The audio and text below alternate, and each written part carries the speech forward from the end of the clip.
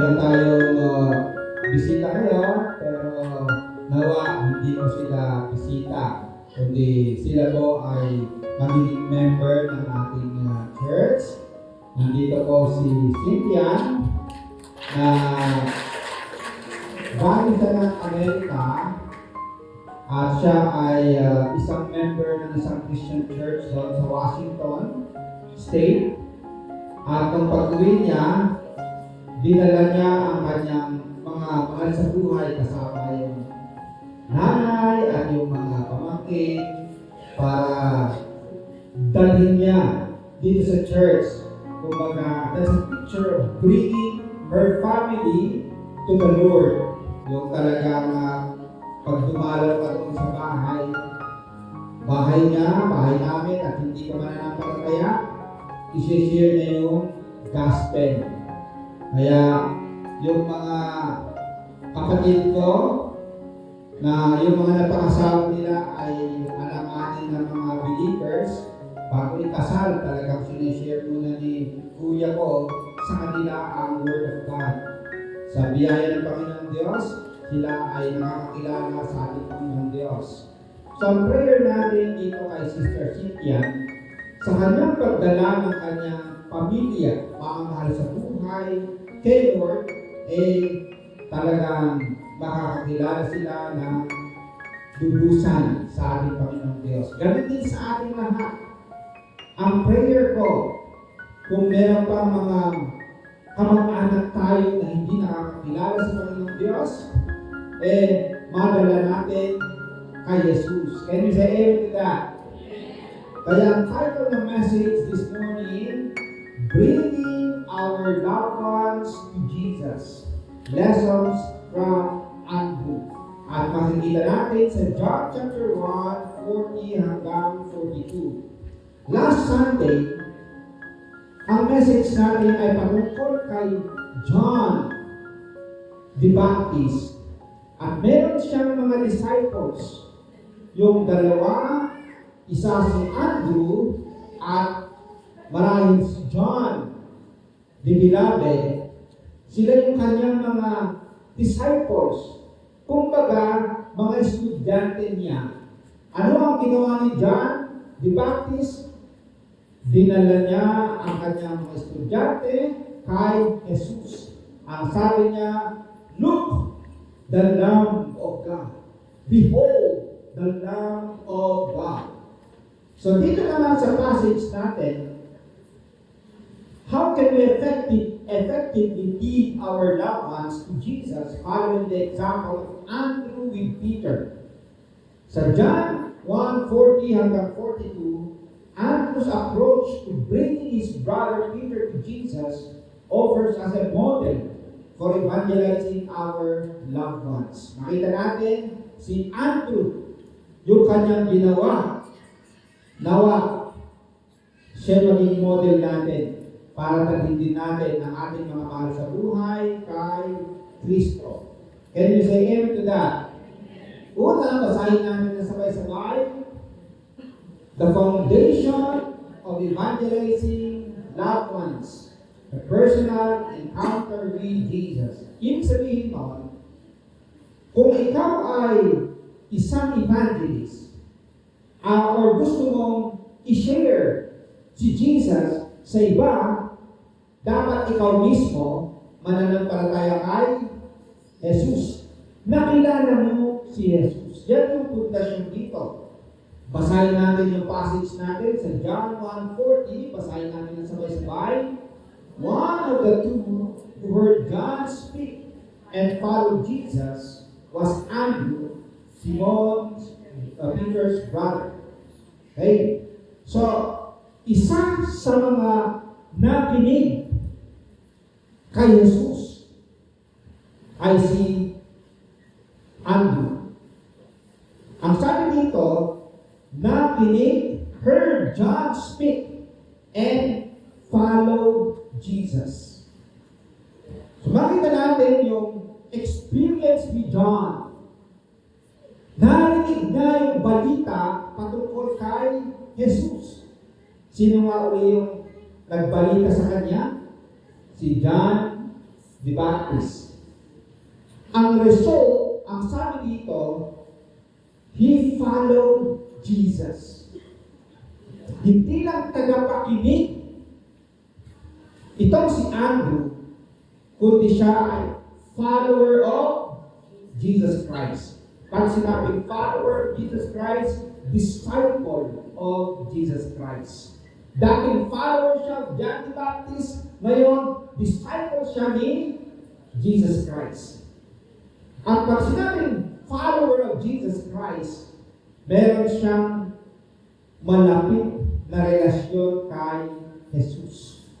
Now, bago siya mag-share about Jesus Christ, siya muna ay naging disciple or naging follower of the Lord Jesus Christ. Kung tatanungin ko ang bawat isa, kayo ba ay follower of Jesus Christ? Kayo ba ay disciple of Jesus Christ? Tagasunod ni Jesus Christ na katulad ni Andrew. Okay? Ang sabi dito, sumunod kay Jesus. Pag tayo ay tagasunod ni Jesus, hindi tayo nangunguna. Sino ang nangunguna? Si Jesus. Tayo ay sumusunod. Okay? Pag follower din tayo kay Jesus Christ, kung ano ang sinabi ni Jesus Christ or utos ni Jesus Christ, tayo ay susunod. Right? So kasama sa pagsunod natin, may utos si Jesus Christ. Go and make disciples. Utos po yan ni Jesus Christ sa kanyang mga disciples na sila rin ay mag-disciple. Kaya tingnan po ninyo, John the Baptist. Naging disciple niya si Andrew. Alright? Nakilala ni Andrew si Jesus Christ. Pinakilala ni John. Si Andrew naman, naging evangelist. Pero bago siya maging evangelist, nakilala niya si Jesus. Basahin natin yung susunod. The first step in evangelizing our loved ones is having a genuine relationship with Jesus ourselves. Our encounter with Jesus Christ gives us authenticity, passion, and understanding needed to share it with those we care about. Right? Kilala muna natin si Jesus. Na-experience muna natin si Jesus. Di ba, nung unang makilala natin si Jesus, masaya-masaya tayo. And is aim to that. Tayo masaya tayo. Gusto natin i-share sa ating mga kamag-anak. Dahil gusto natin masaya rin sila. Makakilala kay Jesus Christ. Sa next na slide, basahin natin sabay-sabay. You cannot give what you don't have.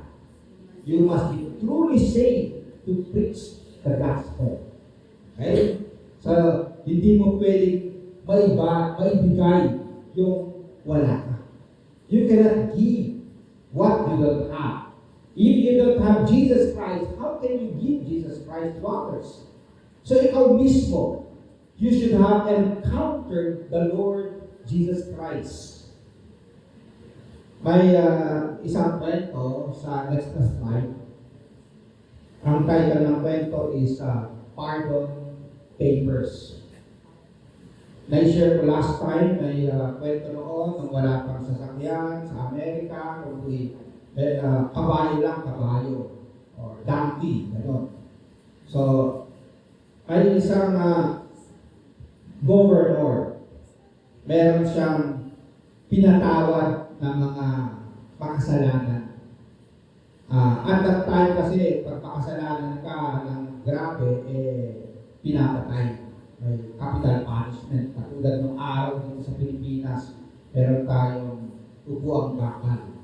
Right? Electric chair. Pero tinanggal na natin. Ganun din nung araw sa Amerika, meron silang capital punishment. Pinapatay yung makasalanan. So merong tatlo na nahapulan ng kamatayan. Kaso nga lang yung gobyerno naawa sa kanila at pinatawad niya. problema, walang telepono at that time, walang sabihin natin text or email. Ang bilis na yun, pero noon wala eh. Kailangan may magdadala ng tinatawag na pardon paper, yung papel na nakasulat na napatawad ng mga ito. Kailangan may magdadala, kaso nga lang ang layo-layo, kailangan mga pag mag-travel ka, may kabayo, 3 days. 3 days. So, tatawag yung governor. Sino may gusto magdala ng pardon papers para yung tatlo, hindi sila mamamatay, kundi mapatawad sila. Wala pa rin. Kung paghahapon na, may dumating na isang kabataan. Sabi niya, ako po, nadalhin ko po yun. Yung papel na yan, para yung mga tao na yun, makalaya sila. Naghanda siya ng kabayo at donkey. Yung donkey doon, yung nilagay yung kanyang baon for 3 days. On the way, medyo may mga tulisan, may mga masasamang tao sa daan. Pinagbabaril siya, nabaril yung kanyang donkey, pero tuloy-tuloy pa rin siya. Kahit yung kanyang kabayo, nabaril din. Ako, ang gagawin niya, tumakbo na lang ng tumakbo. Hanggang sa pagdating niya doon sa lugar na kanyang pupuntahan, pag-abot niya ng papel na ito ng pagpapatawad or what we call pardon papers, nahimatay siya sa tago, sa gutom. E di, nung ma-receive ng warden, hindi na tinuloy yung pagpatay dito sa tatlong makasalanan, napatawad na sila. Nung pagising itong pagod na tao at pinapakain, pinainom, tinanong siya, bakit nagbigay na pa ng panahon para dito sa mga makasalanan ito? Di ba, dapat parusahan na sila dahil makasalanan sila. Pero bakit yung buhay mo, delikado, dumaan ka pa sa may mga tulisan, may mga masasamang tao, muntik kang mamatay para lang sa kanila. Alam niyo yung sagot ng binata, sabi niya, ako po ay katulad nila dati. Mga kasamahan ko yan, mga makasalanan kami. Pero may nagdala sa amin ng papel ng pagkakatawad. Ipinangako ko sa aking sarili, kung may mga kailangan ng papel, gaano man kalayo, dadalhin ko. Mga kapatid, dumating po sa atin at sa ating bansa ang papel ng pagpapatawad, ang mensahe ng pagpapatawad ni Jesus Christ. Dinala ng mga missionaries, dinala ng mga tao, dinala ng mga pastor, at tayo ay napatawad ni Jesus. Can you say amen to that? Tayo naranasan natin ang pagpapatawad, ang kaligtasan, ang hamon sa atin. Meron din ba tayong puso para dalhin natin yung mensahe ng pagpapatawad sa iba? Can you say amen to that? Ganyan po si Andrew. Nung narinig niya ang mensahe at naging tagasunod siya ni Jesus, siya rin, hinanap niya ang kanyang kapatid. Dito po ang pangalawa ng kapatid. Basahin natin ng sabay-sabay. The act of evangelizing loved ones. An intentional telling about Jesus. Intentional na pangangaral, pagpapahayag patungkol kay Jesus. Tingnan po natin yung ginawa ni Andrew sa John 1:41 hanggang 42. Basahin natin. Kung nakikita natin, sabay-sabay. The first thing Andrew did was to find his brother Simon and tell him we have found the Messiah. Okay? The first thing, yung unang ginawa niya, nung makilala niya si Jesus, hanapin niya ang kanyang kapatid na si Simon Pedro. At ang sabi niya, we have found the Messiah. Hinanap niya si Simon and he told him, sinabi niya, we have found the Messiah. Okay? Mahalaga po yung sasabihin mo. Of course, mahalaga yung ipamuhay natin na tayo ay tagasunod ni Jesus. Pero mahalaga rin na sabihin natin para maintindihan nila. Hindi nila maintindihan, hindi nila marinig kung hindi natin sasabihin. Parang yung mga babae raw. Okay. Minsan pag may gustong sabihin sa asawa o sa boyfriend, pag hindi nila sinabi, walang maintindihan yung lalaki. Meron kasi gusto nilang sabihin, pero hindi diretsahan. Yung bang sabihin nila, maintindihan nila ang asawa ko, pero hindi ang lalaki, hindi niya maintindihan, kailangan marinig niya. At pag sinabi niya, sabi nila, baka ang naintindihan lang 70%. Okay. Sa dami ng sinabi ng babae, mga 70% lang yung maintindihan ng lalaki. Hindi pala. Ang narinig niya ay 70% yung narinig. Ang naiintindihan, baka 50% or 30% lang or 20% lang yung naiintindihan. Ha? Hindi lang. Kasi ang daming sinasabi. Pero, hindi narinig lahat. Mas palala, hindi naiintindihan lahat. Kaya minsan, meron yung nag-complain, sabi niya, may nagtanong, paano yung aking, mabait naman yung aking asawa, okay naman siya, pero bakit hindi siya romantic, na gusto ko sana na ganito, pero hindi niya ginagawa, pero mabait naman. Sabi nga nagsagot, you have married a man. Lalaki ang napakasawa mo. Kaya kailangan mo talagang sabihin. Okay.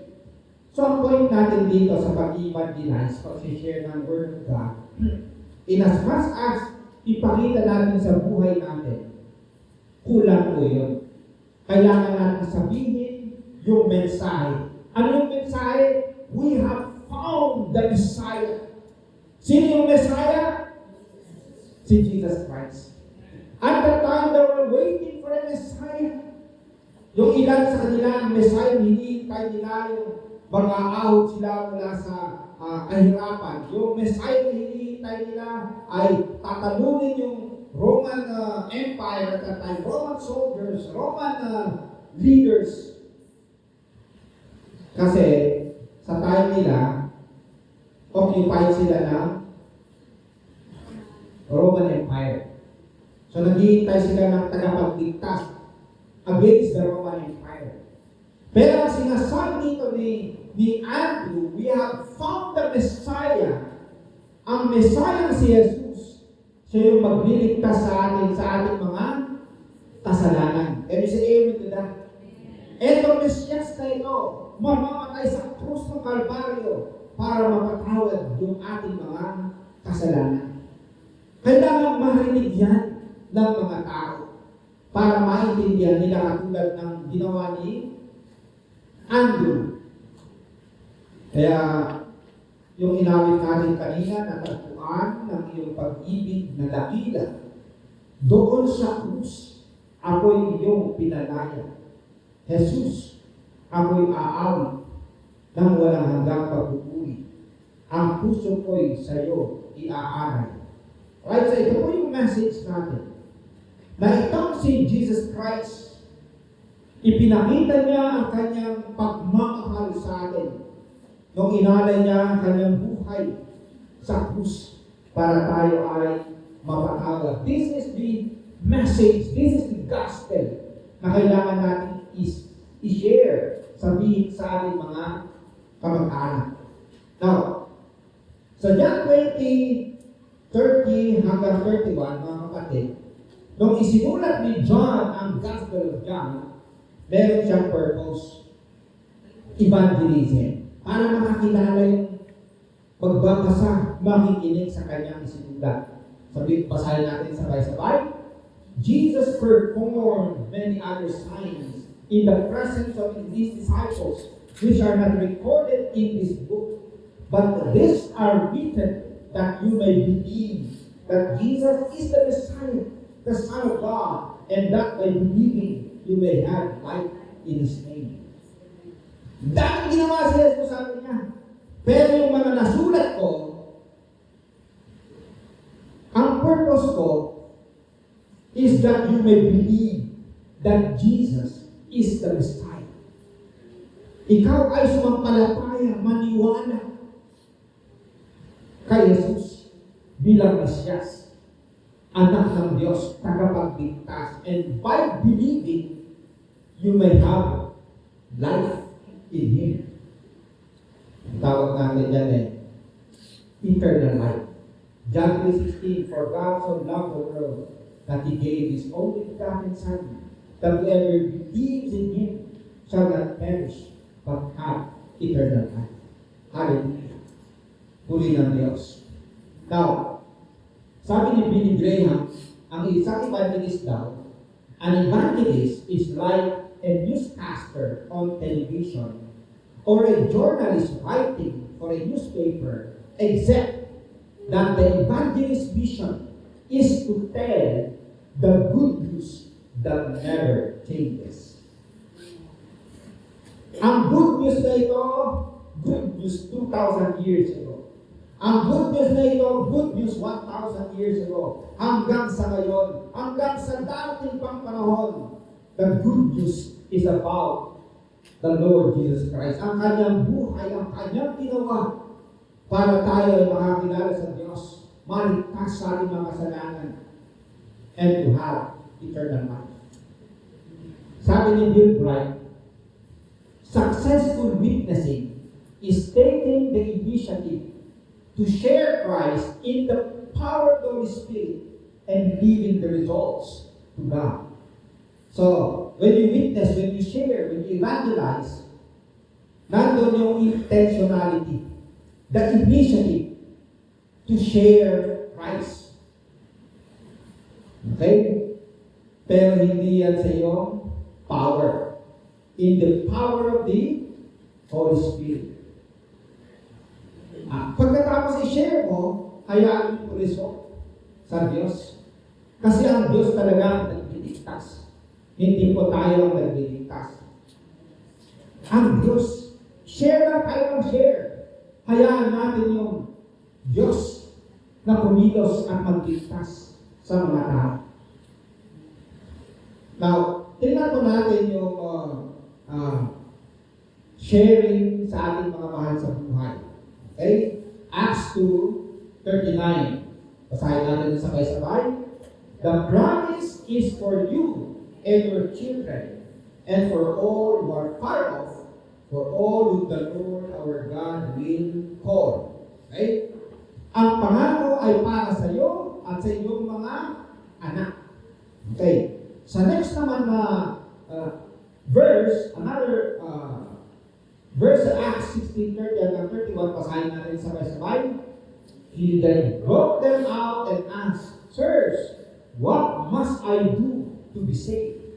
They replied, believe in the Lord Jesus Christ, and you will be saved, you and your household. Okay. Ang pangako ay para sa iyo at sa iyong mga anak. Mga kamag-anak, mga mahal sa buhay. Paano ako maligtas? Believe in the Lord Jesus Christ and you will be saved. You and your household. Okay. Tingnan po natin si Andrew. The first thing na kanyang ginawa, hinanap ang kanyang kapatid, kamag-anak, and share the gospel. Nagkaroon siya ng burden sa kanyang kamag-anak. But at the same time, may pangako ang Panginoon dito. Umpisahan mong manampalataya kay Jesus. Susunod ang iyong mga mahal sa buhay. Can you say amen to that? Umpisahan mo. Dalhin mo sila. Ipag-pray mo sila. Makakakilala rin sila. Bakit? Ang pangako ay hindi lang para sa iyo. Para din sa iyong mga kamag-anak. Alam niyo, sa family namin na experience namin yan. Ang unang makakilala ay yung aking auntie. Later on, yung nanay ko. Later on, yung kuya ko. And then, kami na. Nagugulat din ako yung mga kumukutya noon sa amin kasi naging Christian kami. Pag nag-abroad sila sa Hong Kong o nagpunta sila sa ibang lugar, born again Christian na rin sila. Umatin sila sa JIL o sa ibang mga grupo. Ano mga grupo yan? No? Pero nakita ko, totoo yung pangako ng Panginoon. Sumampalataya ka at ikaw ay maliligtas. Ikaw ang iyong sambayanan. Ibig sabihin doon, sumampalataya ka. And then later on, sasampalataya din ang iyong sambayanan. At kayong lahat ay maliligtas. Kayong lahat magkakapamilya, magkita-kita sa finals in the new heaven and the new earth. Sa piling ng ating Panginoon Diyos. Kaya po mga kapatid, encouraging po ito sa atin na abutin natin ang ating mga kamag-anak. Mas madali kasi kamag-anak ko mapapakinggan ka kasi kamag-anak ko hindi yung mas mahirap sa stranger Pero yung kamag-anak ko, mas madali katulad ni Sister Cynthia. Dinala niyo yung kanyang kamag-anak dito. Lahat sila. In the hope na silang lahat maging tagasunod ni Jesus. May isang kwento rin ako sa next slide. Ang pangalan niya ay si Brother Mario. Pero ito si Super Mario Okay, yung Atari, yung laruan ng mga batang araw. At laruin din yung mga matatanda. Okay. Ang pangalan niya ay Mario. Pagkatapos, naging boy siya sa isang church. Naglilinis, nag-a-assist, hanggang sa maging Christian. Ang kanyang probinsya ay malayo. Pero nandun ang kanyang mga kamag-anak. In-invite na ang kanyang pastor para puntahan yung kanyang mga kamag-anak sa malayo. Sa biyaya ng Panginoong Diyos, nakatayo sila ng ilang simbahan. Nakakilala yung mga kamag-anak niya. Siya'y medyo mag-backslide, pero babalik ulit. Pero siya yung ginamit ng Panginoong Diyos para maabot ang kanyang mga kamag-anak. Hindi siya perfect na tao, pero siya yung ginamit ng Panginoong Diyos na maabot yung ibang mga tao, ng kanyang kamag-anak. Kasi nga, yung pangako ng Panginoong Diyos, the promise is for you and for your children. Manampalataya ka, ikaw maliligtas, ikaw ang iyong sambayanan. Ito po yung panghuli natin point. Basahin natin na sabay-sabay. The goal of evangelizing loved ones, bringing them to Jesus. Right? It is not enough to share. Kailangan talagang dalhin sa Panginoon. So John 1:42, basahin natin sabay-sabay, and he brought him to Jesus. Jesus looked at him and said, "You are Simon, son of John. You will be called Cephas," which when translated is Peter. So si Andrew, sabi dito, brought him, dinala. Kumbaga parang binitbit. Si Sister Cynthia, binitbit niya kanyang buong sambayanan, kanyang kamag-anak, dinala kay Jesus. Okay.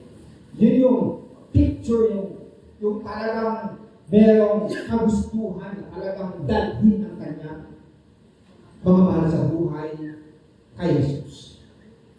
And very interesting, itong si Simon na nakakilala, naging disciple din ni Jesus Christ.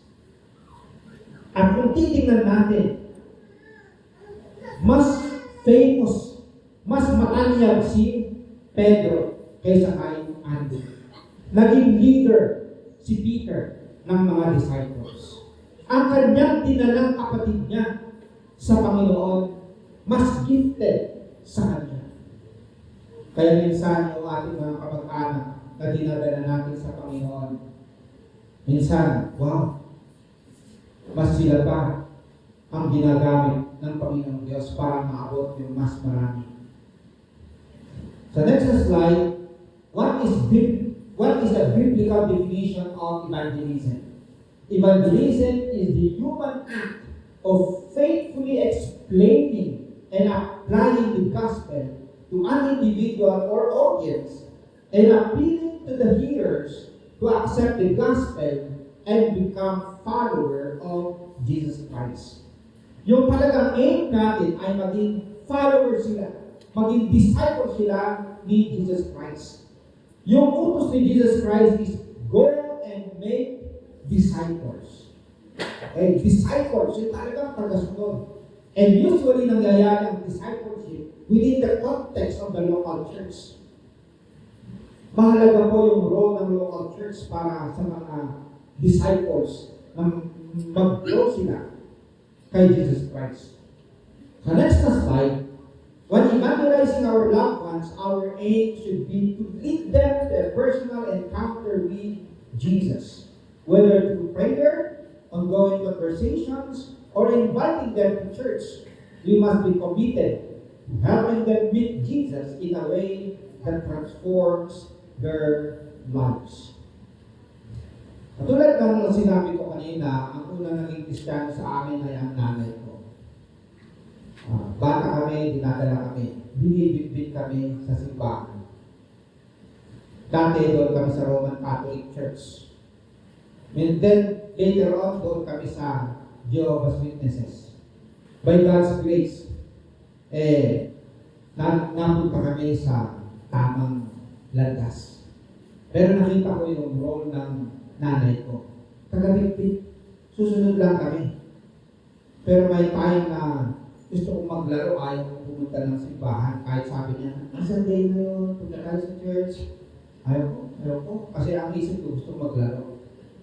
Pero pinagtsagaan ako ng nanay ko. Okay. Habang lumalaki ka na kasi, meron ka ng desisyon. Okay. Minsan yung mga anak namin na nasa US kami, chinek namin, pumunta ka ng church. Hindi po. Ano ginawa nyo? Online lang. Okay, so, meron silang desisyon. Ano? Pero ito pa rin yung hangarin ng mga magulang. Nadalhin talaga kay Jesus. Maging taga-sunod sila kay Jesus Christ. Yung tatay ko, pinag-pray namin ng about 6 years bago siya maging Christian. Ang lola ko, pinag-pray namin ng about 10 years bago siya maging Christian. Pero dininig ng Panginoong Diyos. Dininig ng Diyos. Meron tayong Diyos na nakikinig sa ating mga panalangin. Lalo na pag yung ating desire, kaligtasan ng ating mga mahal sa buhay. Darating yung time, si Mami Pining, na nagpekwa kami nakalasan dahil sabi ko, isulat mo yung mga prayer request mo sa Panginoon. Magugulat ka later on. Na yung mga prayer request mo, na dinidinig ni Lord. Kahit yung mga mahal nyo sa buhay, kahit sabi mo, tigas ng ulo nito, parang hindi magiging Kristiyano to, ipag-pray nyo lang yan. Hindi naman ikaw ang magliligtas. Ang Panginoong Diyos. Minsan tayo kanyang sinusugo para i-share yung gospel sa kanila.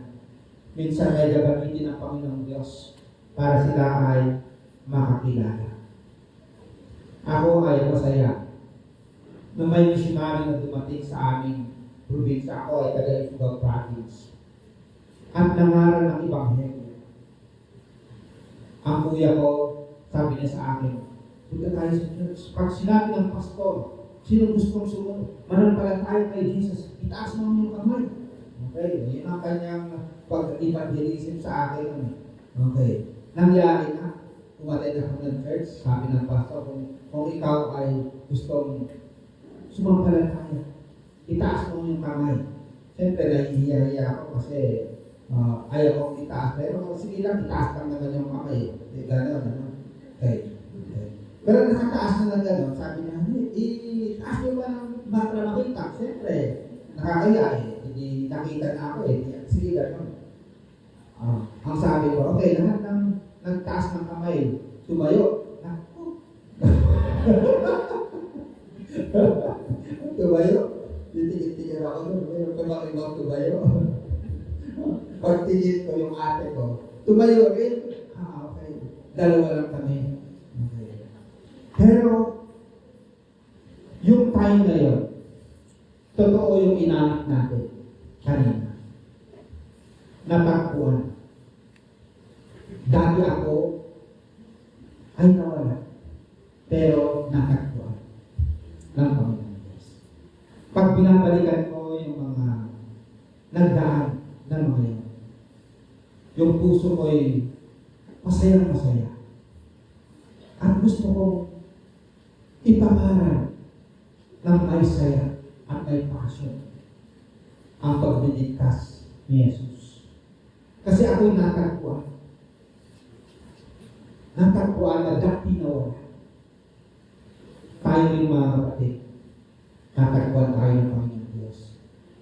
Of course, we praise the Lord kasi natagpuan tayo. But at the same time, meron din tayong desire na Lord. Gamitin po ninyo ako para matagpuan yung marami. Ito yung prayer ko sa ating Emmanuel Christian Church. Tayo pong lahat dito, natagpuan ni Lord. Gagamitin niya para matagpuan, lalo na yung mga kamag-anak natin na hindi pa nakakakilala. Can you say amen to that?